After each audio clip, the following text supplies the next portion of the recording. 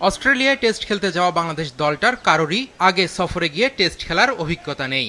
2003 সালে Ricky Ponting, Brett Lee, Gilchrist, Glenn ম্যাকগ্রাদের নিয়ে গড়া অজি দলটা ছিল বেশ শক্তিশালী। সেই দলের সাথেই ডারউইনে খেলেছেন জাবেদ ওমর বেলিম। সেখানকার উইকেট অনেকটাই উপমহাদেশের মতো, তাই টাইগার ব্যাটারদের ধৈর্য ধরে ব্যাটিংয়ের পরামর্শ দিয়েছেন সাবেক ওপেনার। দলের মধ্যে কিছু চমক আছে, যদি এগ্রেসিভ প্লেয়ার নিয়েছে, বাট আমার কাছে মনে হয় যে আমরা এগ্রেসিভ খেলবো অবশ্যই, কিন্তু সার্ভাইভ করে এগ্রেসিভ খেলতে হবে।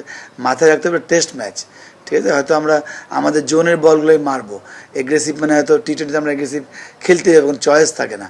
বাট এই একটা জায়গায় আমার কাছে মনে হয় এগ্রেসিভ আমরা খেলবো, কিন্তু আমাদের জোনের বলগুলো খেলবো, যে যেখানে স্ট্রং ওটা খেলবো।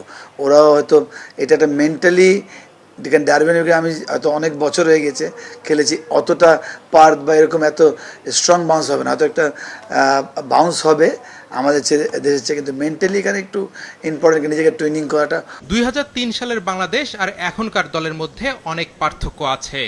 অস্ট্রেলিয়া দলের প্রশংসা করলে টাইগাররা যে কোনো অংশে কম নয়, সেটাই মনে করিয়ে দিলেন জাভেদ ওমর। নাহিদ রানা না থাকলেও হাসান মাহমুদ আর মুশফিক হাসানরা সেখানে ভালো করবেন। এছাড়া তাসকিনের ওপরও ভরসা রাখছেন তিনি।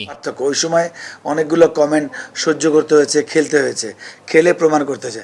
বাট এখন তো অনেক ডিফারেন্ট, বাংলাদেশ টিম অনেক আগায় আসছে। সত্যি কথা কি, মানে আগায় বলতে বলছি যে এওয়েতে আমরা অত ভালো খেলি না, হয়তো মাঝে মাঝে একটা টেস্ট ম্যাচ জিতি, কিন্তু এই সিরিজটা খুব ইম্পর্টেন্ট হবে কেন বাংলাদেশের ফিউচার টেস্টের জন্য। আমরা কিন্তু তাসকিন কিন্তু লাস্ট 2-3-4 বছর অলওয়েজ কনসিস্টেন্ট পারফরমেন্স।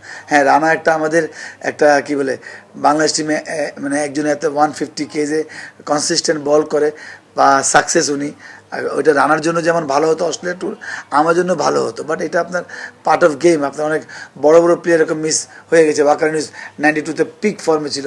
ডারউইনের চেয়ে বাংলাদেশকে ম্যাকাইতেই বেশি চ্যালেঞ্জ সামলাতে হতে পারে, কারণ সেখানকার কন্ডিশন আর উইকেট সম্পর্কে কারো ধারণা নেই বললেই চলে।